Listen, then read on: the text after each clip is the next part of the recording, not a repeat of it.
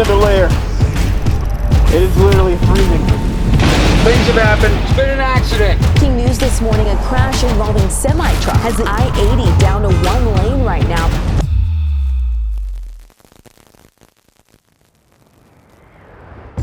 First charge stop, had a little problem with my jacket. I unzipped it, take the microphone off and pull the wires out, and I forgot to zip it back up, so I froze pretty well. I'm shivering. Actually, I'm kind of warm up now in the van, but yeah, that was a pretty brutal leg. Got about 90 miles in.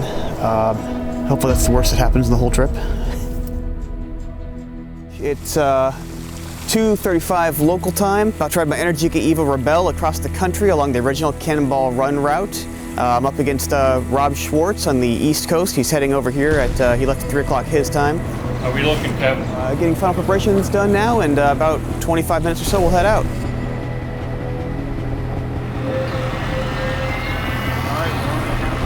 Yeah, you know, you kind of just zone out on the long rides. You know, take some caffeine to keep the mind cranking away, and just kind of zone out. Keep watching the road in front of you.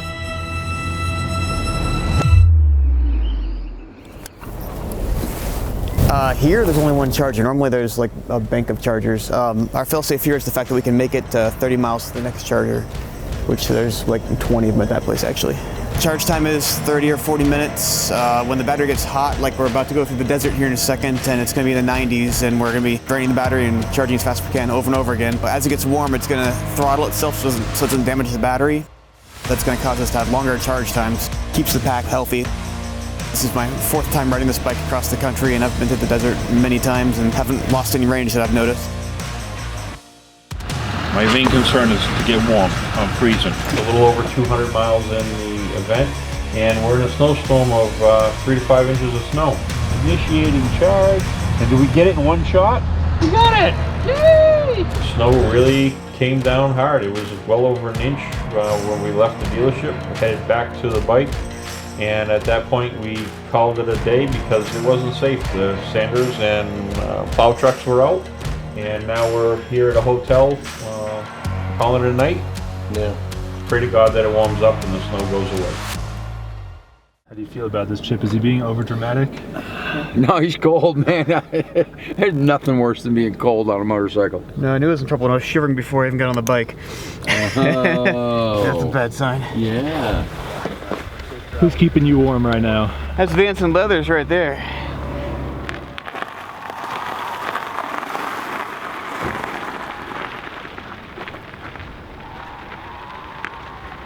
So it's day 2, and we're heading to, try to say this again, Ogallala, Nebraska.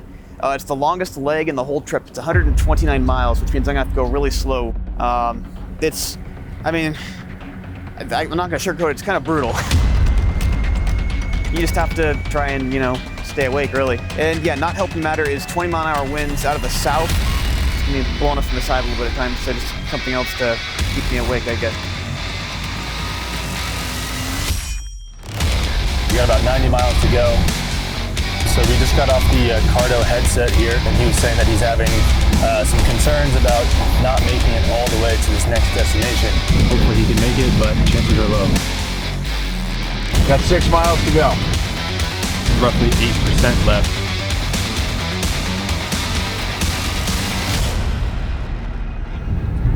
Nice work. Oh, Wow. we had a little wind there, didn't we? So what was the final percentage? I can't move. I gotta get it charging. Oh, it hurts. Oh my goodness. Could be a little windy. That's what Is that what happened? Yeah. Oh, how long was that? 3 hours? That was not good for efficiency. Yeah, let's get it out. I was gonna try to help you with I got something salvation. for you. One of the charge spots that we went to at a Walmart, which EV Go, they took them out 2 weeks ago, and nobody was notified. But one of the salesmen came out and said, hey, we have a charge point, one at a Huntington Bank, and we went there and we got saved by Voltrek, thank you, and charge point. We took a little nap till 5 this morning, and we're back at it at 6, and it's warm, and it's not snowing. 32 degrees. Well, hey, it's warmer than 27, and the weather's getting warmer for us, and Steven's going cold, so the wall's coming to him, and we're good. It's 36 degrees or so, so just above freezing. The fog has gotten better, but it's still probably a quarter mile or less visibility. The last day or two have been not quite Rob tragic, but pretty bad. The goal is to keep going until New York at this point.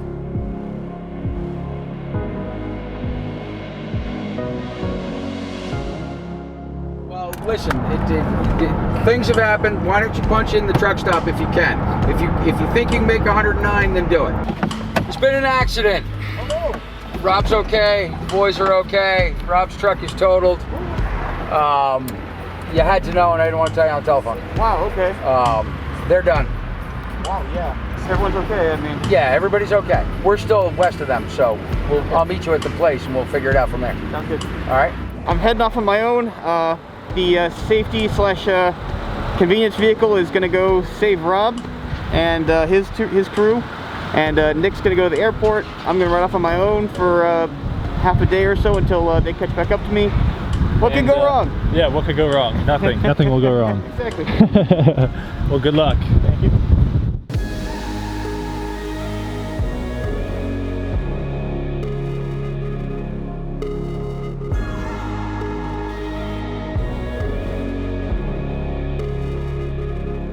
I can tell you the Energica bikes were phenomenal.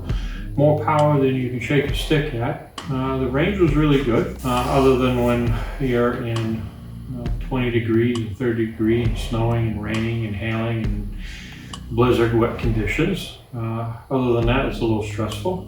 The most difficult part of the journey would have to be the last 2 days, approximately, when there was just constant weather, dense fog, rain off and on. It was pretty miserable and damp. We started out in 27 degrees on the first day.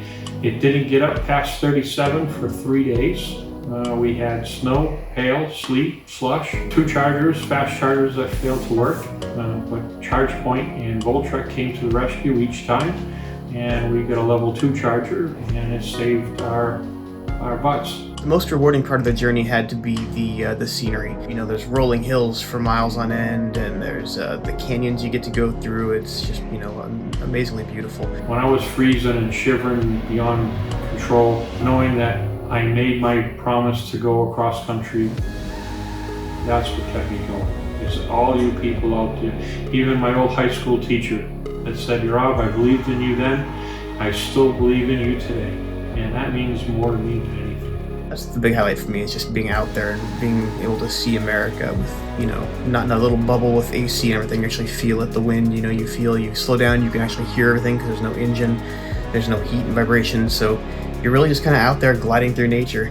Well, the most rewarding is all the sponsors and all the support from everybody after we had the accident and everything was going wrong. Everybody was still there. Keep going. You got this.